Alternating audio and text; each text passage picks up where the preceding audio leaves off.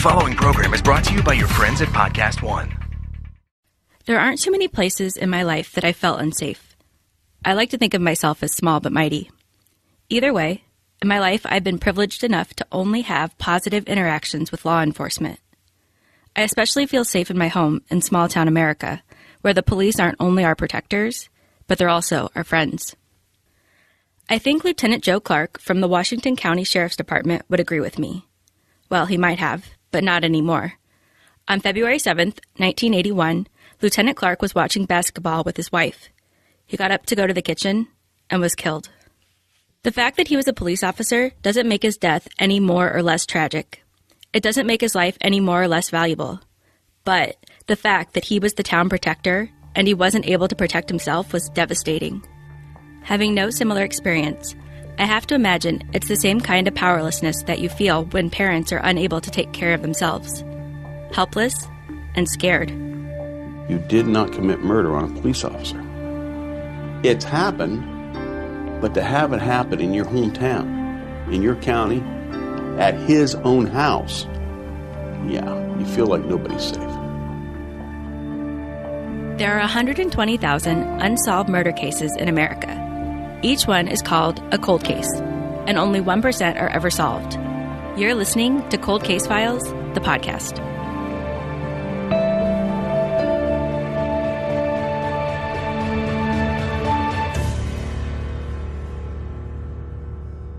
Before we go any further, I need to make a confession. Okay, well, first a disclaimer, and then a confession. When I watch true crime shows, frequently I'm able to figure out who did it right away. So my confession is this. This one got me. I didn't see it coming. Not until the voice on the screen told me, and even then, I struggled to process it. It's because I had a case of confirmation bias. Don't worry, it's not contagious by earbuds. But everyone does get it, sometimes. Confirmation bias is basically when you form an opinion early into the case or story because you think it's true. It's like wishful thinking. I mean, you might be good at something, or in some cases you know a lot about something, but your confirmation bias can twist each piece of evidence, and your lens of false certainty bends it to favor your theory. Some of the characters in this story appear to have confirmation bias, but it seemingly goes undetected. I think that's probably because it's easier for us to see the bias in others rather than ourselves. I mean, that's why we take our friends shopping with us, because they'll tell us that the dress that we love does make us look bad. I think we should do a totally unscientific experiment. Press pause. Okay, wait. Let me tell you the experiment first. If you haven't seen it yet, you should go watch Cold Case Files on aetv.com. This episode is called Officer Down. Make note of when you think someone is showing this type of bias. Let's see if by the end you were as surprised as I was, or if noticing the bias helped you out. Don't forget about me. See if you can guess the idea that I zoned in on, causing my confirmation bias. Send me a tweet and I'll tell you if you're right. Okay, now is the time to press pause if you haven't seen the TV episode, because we're moving on to the story. Joe Clark and his wife Patricia were having a regular evening at home. Joe got up to go to the kitchen. There was a loud shatter, and Patricia thought a light bulb had blown. When she went to look in on the situation, instead of finding a broken light bulb, she found Joe unresponsive on the floor. An ambulance was called, and Joe was rushed to the hospital. His wife, knowing that he had some pre-existing heart issues, suspected that maybe Joe had a heart attack. Tim Clark, Joe's son, tells us about his last minutes. I was sitting out there and waiting. I remember going in to check on him. Of course, there was a couple doctors, and I pretty much could tell by the looks on their faces that it wasn't good. That's when they pronounced him dead. It turns out Joe's death was not a heart attack or any other natural cause. It was a bullet wound to the back of his head. I don't want to sound cynical, but I know that there are those of you who are wondering this too. How did Mrs. Clark not notice a bleeding head wound? My guess would be she was so traumatized that her brain made her twist the facts, because it made her feel safer and helped her cope with the situation. I have another question. Maybe it's not so important, but it was mentioned by Ron Reese, Lieutenant Joe Clark's son-in-law, that Tim, Joe's son, was asked to identify the body. They had Tim identify Joe. And I was angry that they had Tim as a kid, have to see his father lying there dead. I did some research on the need to identify the body of a person who was brought to the hospital by family under any kind of fatal circumstances. I couldn't find anything to support that practice. I only question because I think it goes to show the experience level this particular community has in murder investigations. Of all the questions, though, I think the most troubling is how did someone manage to shoot an officer of the law in his own home, undetected? The police started looking for answers. Jack Taylor, a police officer at the time, tells us about their first step. At that point, to say that Joe had been shot, he'd been ambushed in his own home, you just don't believe it. It changed everybody's outlook and responsibilities. First thing you want to do immediately is secure the crime scene. Police went back to Joe's home, and they noticed that a window had been blown out, and they found pellets on the floor. These particular types of pellets were from a shotgun. I didn't know very much about shotguns, so I did some research. I'll explain in a bit what I learned about different bullets and the guns they come from. From the broken window and pellets, the officers deduced that someone must have crept behind Joe's house and shot him through the window. They started the search for witnesses, and they found 10 who all stated that they saw a blue Pinto near the crime scene. They said it was idling. You know, just sitting there running, but not going anywhere. Most of the witnesses also said that as they passed the car, the driver tried to hide his face with his hand. One witness said that after he had driven a short distance, he heard what could have been the sound of a shotgun. We knew that there's no way the guy could have shot and ran into the vehicle in that amount of time. We believed that there was 2 people involved, one in the vehicle and one that did the shooting. Wow, 2 people from this safe, small town conspired to kill a police officer in his home, an act that not only robbed a family of their loved one, but also a community of its sense of security. Of course the police were going to put their most experienced and highly trained detectives on this case, right? This is what the members of the force had to say. At that time, there was no higher profile case. And I can't tell you why the sheriff would assign a rookie to it. There were certainly other officers that would have had more experience than Deputy Taylor. I mean, good God, whoever gets this case is going to have it pretty hard. I didn't know it was going to be me. Jack Taylor became the detective in the case of Joe Clark. Joe Clark, a police lieutenant, was the first murder case to be assigned to Officer Taylor. Personally, I think a lot of good can come from having someone new, well-trained, and ambitious on your team. That's exactly it, though, as part of a team, paired with someone perhaps a bit more skeptical, but with more experience. I'm not in law enforcement, though, and Jack Taylor started his investigation alone. The physical evidence he had to work with was the broken window, pellets, and a 4-buck shotgun shell that was found at the scene. He also had the description of the blue car and the sound of the shot heard by the witnesses. His next step was to look for motives. It seems that Joe Clark was passionate about fighting drug crimes in Washington County. The investigation turned towards it being a drug-related murder. Jack found out that Joe had just given an interview where he said he'd be making several drug-related arrests in the coming days. The article was released the day Joe was murdered. The statement you hear next from Jack may or may not be a hint about confirmation bias. When Joe was killed, we just added 2 and 2, and we said this has got to be drug-related. A few days after Joe's murder, Jack was called to the scene of another murder. He found drugs and a body lying on the floor. The victim had been shot in the head. We get a police officer shot that just talked about narcotics. 3 days later, a drug trafficker shot. These 2 shootings have to be related. We might have a war in the community.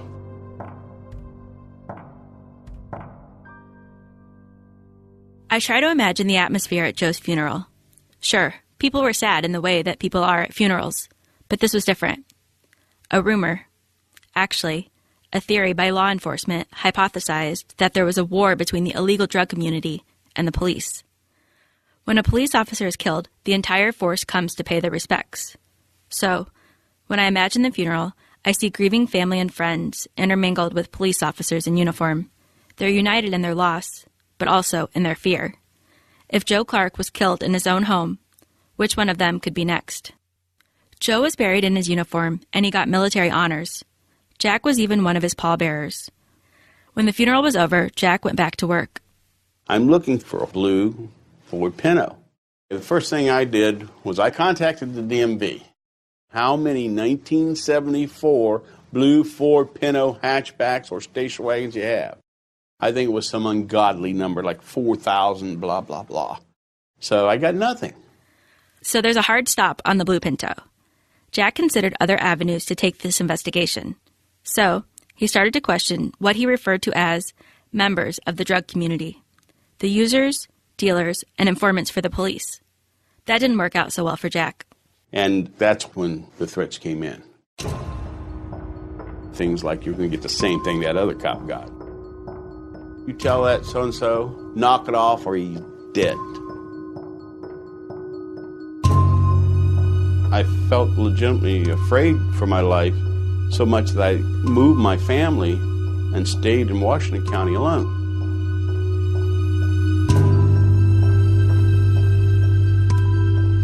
Despite the upheaval that it caused in Jack's life, his interactions with the drug community did bring him a lead. An informant told him that he knows who shot the man, the drug trafficker, 3 days after Joe Clark. He gave 2 names, Washington and Jones. 2 people, just like Jack suspected. Of course, these had to be the same men that killed Joe. It fit, right? Jack found out that the men were currently incarcerated in a different county, so he went to question them. Washington and Jones told Jack that the trailer park shooting wasn't a planned murder. It was just supposed to be a robbery. They also gave him another name, Matt Bonner, and they said he had set the whole thing up. Matt Bonner wasn't an unfamiliar name to police. He was known as a leading drug trafficker in the county and had a lot of involvement with Joe Clark, who had been investigating him for years. Jack talked to Bonner, but Bonner had nothing to say. He denied knowing about the drug shooting. He denied knowing Mr. Washington and Mr. Jones. He denied it all, and there was not one piece of solid evidence connecting him. Jack had nothing. Jack Taylor, he relied heavily that it was drug-related, but those leads, they didn't go nowhere. When you get tunnel vision on an investigation, it makes it hard to go back. That was Jeff, an officer who worked on the case many years later. And he's not wrong. Well, his statement isn't incorrect. Tunnel vision is another name for confirmation bias. The thing is, I wonder if maybe there should have been a friend there with Jack, telling him the dress made him look bad. It turns out, hindsight is more accurate than tunnel vision. Desperate to solve this case, Jack went back to the Pinto. There was a list of 4,000 license plates, but nothing to compare it to. Until a call came in. The caller informed officers that someone at a local bar confessed. His name is Jimmy Kiston, and he owned a blue Pinto. Jimmy Kiston was described as liking to drink, a lot, at local bars. Witnesses described Jimmy as tanked when he made the confession. They said he had around 55 beers and then blurted out that he had been the killer. So to put it bluntly, Jimmy was drunk and his confession wasn't valid. Plus, there was no evidence to back his story. The case was cold. Jack, a rookie, had been assigned to investigate the homicide of a lieutenant. I cannot imagine how much pressure that had made him feel, but even further, not making any progress, not finding any viable leads. That had to be crushing. I had doubts and thoughts running in my mind. I followed up every lead I could. I wasn't getting anywhere. I can't do it. I talked to my wife at the time, and she told me she was tired of living like this. So I quit and I went on. I was young, I was inexperienced, I was ashamed of actually, I felt like I was running. It was my first homicide, and I didn't solve it. That's not right. And that's what's haunted me. We'll be back right after this.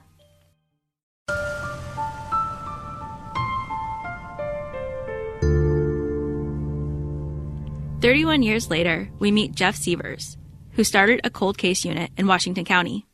They made Joe Clark's case a priority, a file of 18,000 pages.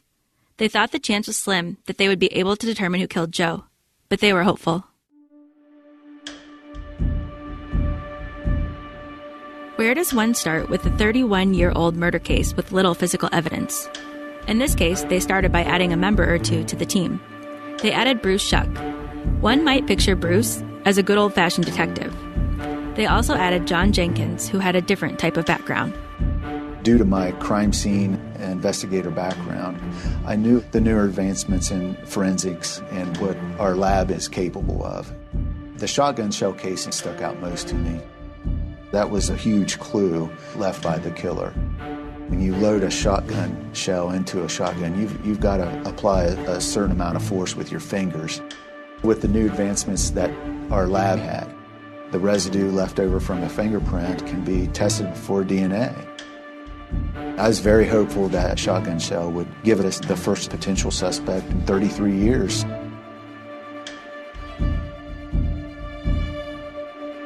I want to make a disclaimer that touch DNA is disputed among the experts in the scientific community.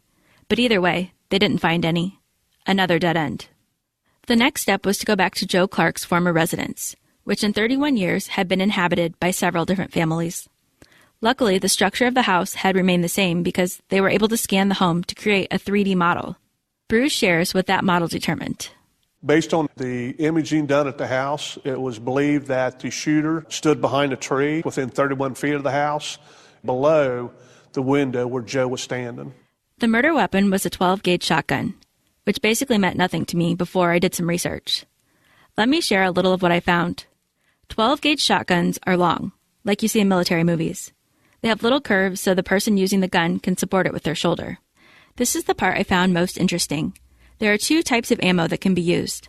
A slug, which is one solid bullet, or a shot, which are pellets, like the one found in Joe Clark's kitchen. I felt extremely smart when I connected that the shell found outside the window had previously been the housing to the pellets. The shot they found was said to be a $4, which, surprisingly, is not the price. I learned that buckshots have larger pellets in them than other types of shots, causing greater damage. The 4 talks about the size of the pellets, and as the number gets smaller, so do the pellets. A number 4 buckshot would have 27 pellets, making it ideal for distance shooting. That's 27 pellets that tore through the Clark's kitchen and killed Lieutenant Clark.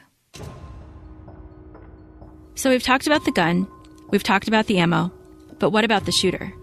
I imagine it took some discipline and restraint to sneak behind a police officer's house with a gun, line up the shot, and then just wait for Joe to need a snack. That just wasn't a typical drug dealer type thing. They're more of a drive-by shooting. You're looking at a profile of somebody that has a military background, and you're not afraid to go out and conduct an ambush on somebody. Investigators were convinced that the shooter had a military background, and to test their theory, they looked closer at the window through which the shot was fired. Actually, they looked closer at the hole in the window to help them find the model of gun used in the shooting. The 4-buck round contains 27 separate pellets. When you pull the trigger, the further away they are from the target, the more they're going to spread. And then the longer the length of a shotgun barrel, the tighter it held those pellets. So we gathered various lengths of barrels. We'd done some shooting of our own. Shooting 4-buck through a longer barrel at 30 feet was going to create a pretty tight pattern. And I'm talking a pattern was only about 5 by 5. To whereas if we were shooting 4-buck through an 18-inch barrel, it allowed those pellets to expand substantially to that 11 by 18 hole that was created in the window. The police found a match to the 18-inch barrel. It was consistent with a police-issued weapon. The original investigation didn't look at any police officers, but one name did stand out. Matt Bonner. Remember? Drug kingpin with memory issues? There was one thing that Bonner did remember about the police. A few months before Joe Clark was murdered, Bonner was arrested for breaking and entering. It's my guess that his memory might have been as fuzzy at that time as it was when he was questioned by Jack. I guess this because it was alleged by Bonner that the deputy who was transporting him took him to the nearby Ohio River. The officer punched him a couple of times, but still no confession. So he took his gun out and put it against Bonner's head and threatened to pull the trigger if he didn't confess. Bonner filed a complaint for abuse against the deputy. Lieutenant Clark was involved in launching the investigation into a deputy named Mitch Rubel. Clark was investigating Mitch Rubel for misconduct, and Rubel was fired based on Joe Clark's recommendation. Actually, Mitch was fired by Joe Clark because his supervisor was away at the time.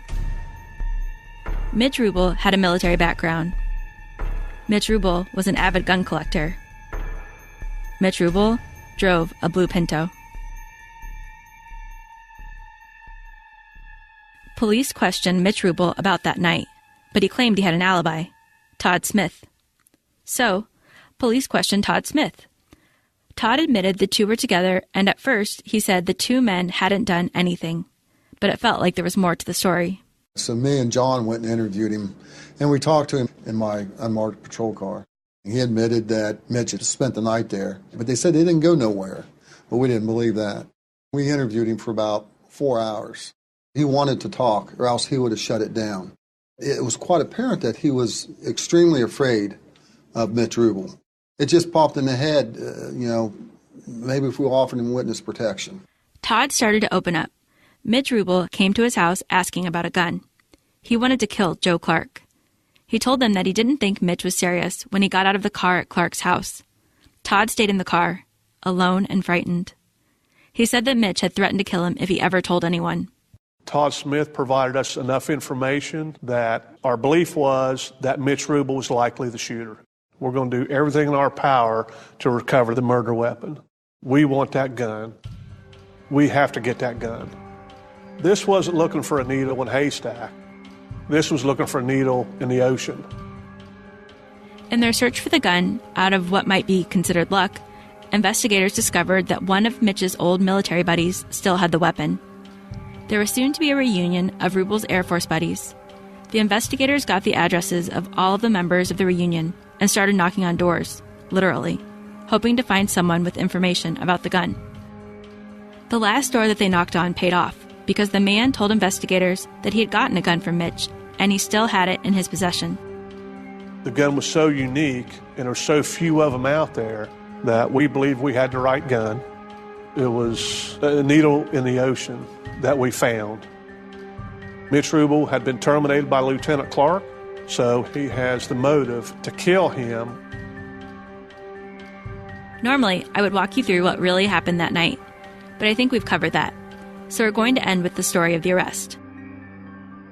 The police were afraid of Mitch's reaction and what weapons might be in his possession if they came to his home, so they played it smart. They called Mitch and his wife and asked them to come to the station to take care of some business related to a credit card scam against them. The couple agreed and made the drive to the station, not knowing they were being surveilled in the air and police were on their way to search their home. They walked into the police station expecting good news about their credit. Instead, Mitch Rubel was immediately placed under arrest for the murder of Joe Clark. They asked him if police were going to find anything deadly at his home, and Mitch replied, "I sure hope not." Guess what? They did. They found a lot. They found grenades, explosive powders, fuses. It sounds like he was going to war. Maybe he was once. The police found enough munitions that they had to call the bomb squad. It was so dangerous that it had to be destroyed. And the only way to destroy these items were to countercharge them. We got permission from a local farmer to use a plot in his field. A large hole was dug with the backhoe. You could feel the ground shake when the explosion went off. Mitch Rubel was tried and found guilty of the murder of Joe Clark and was sentenced to life in prison. He died on February 22nd of 2017. He maintained his innocence for the rest of his life.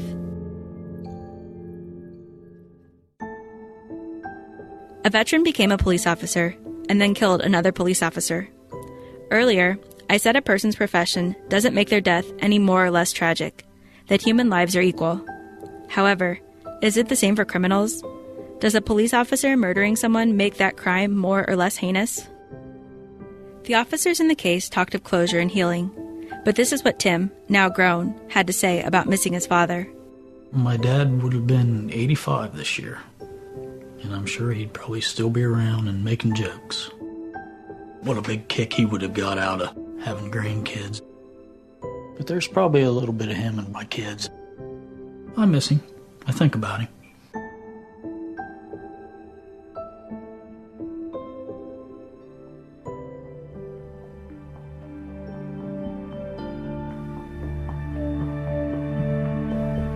Cold Case Files, the podcast, was hosted by Brooke Giddings. Produced by Scott Brody and McKamey Lynn. Check out more Cold Case Files at aetv.com.